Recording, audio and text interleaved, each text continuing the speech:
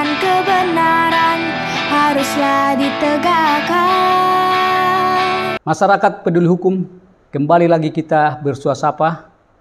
Saat ini saya kembali ingin membicarakan tentang bagaimana kita menanggapi atau bersikap terhadap suatu putusan pengadilan. Kenapa saya kembali mengulas ini? Karena beberapa hari ini sungguh banyak berita ataupun statement tentang hal yang berkaitan dengan putusan Pengadilan Negeri Jakarta Pusat, yaitu tentang perkara yang diajukan oleh partai politik Prima terhadap KPU.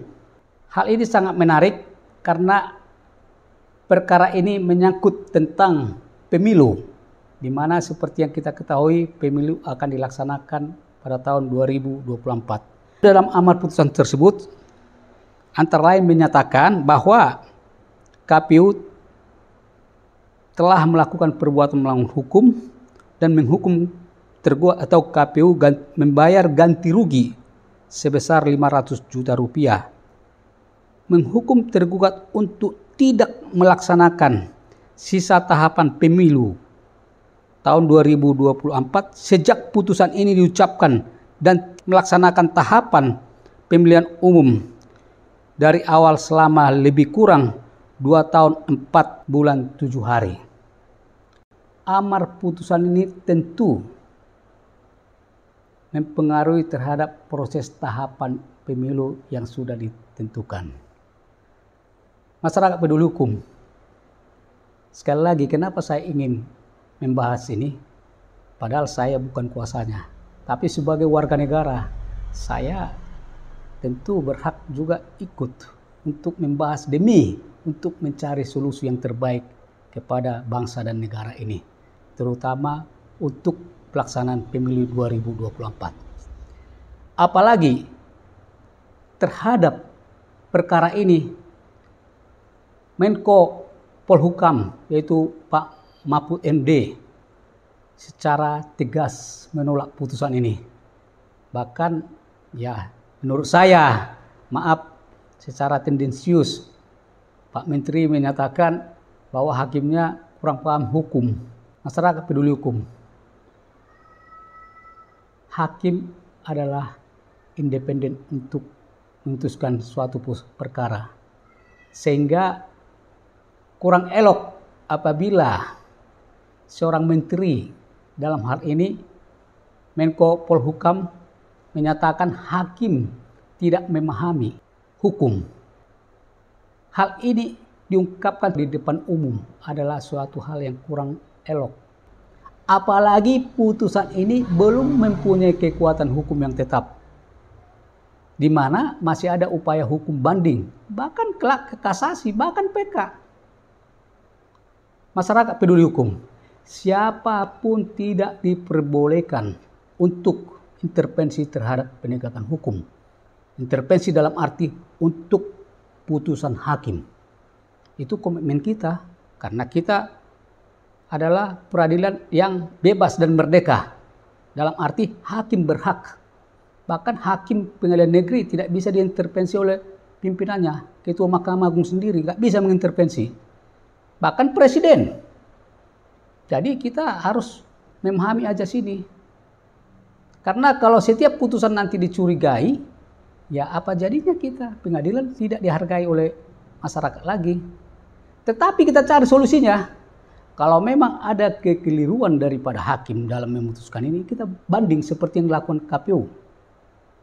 Tapi kan ada proses banding itu memakan waktu. Ya seperti yang lalu-lalu ada hak skala prioritas penanganan perkara. Bisa saja dimintakan kepada Mahkamah Agung supaya dalam waktu 1 bulan ini udah putus perkara ini. Jadi nggak panjang lebar. Itu salah satu solusi. Seandainya itu pun diputus banding, ya penggugat berhak mengajukan kasasi. Jadi biarkan kita mengantisipasi hal yang negatif dengan catatan tetap kita tidak bisa mengintervensi pengadilan. Masyarakat peduli hukum, kita merdeka sudah hampir 78 tahun dan negara kita negara hukum, dan kita harus menjaga independensi hakim. Saya juga prihatin kalau sampai pemilu ditunda. Tetapi saya lebih prihatin kalau putusan hakim seolah-olah dinyatakan tidak benar. Karena kalau ada dugaan secara prejudis kita menyatakan atau secara nyata kita menyatakan seolah-olah ada permainan di dalam putusan ini, ya tidak benar. Itu justru bisa diduga merupakan perbuatan melanggar hukum, menyatakan seseorang melakukan permainan padahal tidak ada buktinya.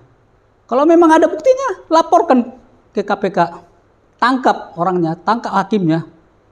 Tetapi kalau memang hanya karena ada format putusan menurut kita secara ilmiah tidak masuk akal, ya banding.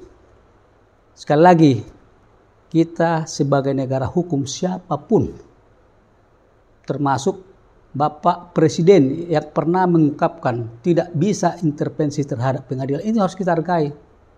Kita tahu bahwa memang Presiden sendiri juga yang kita hormati menyatakan KPU supaya banding. Tentu pemerintah tahu sebagai kepala negara berkewajiban untuk melaksanakan pemilu tahun 2024 sudah ditetapkan dan sudah ditentukan. Masyarakat peduli hukum, bahasan ini adalah pemikiran saya sendiri. Oleh karena itu, biarlah pemikiran saya ini hal yang positifnya bisa dilakukan atau bisa dipahami sebagai warga negara yang ingin menghormati putusan pengadilan dan ingin juga melaksanakan segala sesuatu yang menjadi kewajiban warga negara maupun pemerintah dalam hal yang sudah ditetapkan, itu pemilu tetap dilaksanakan tahun 2024. Salam, sampai ketemu kembali.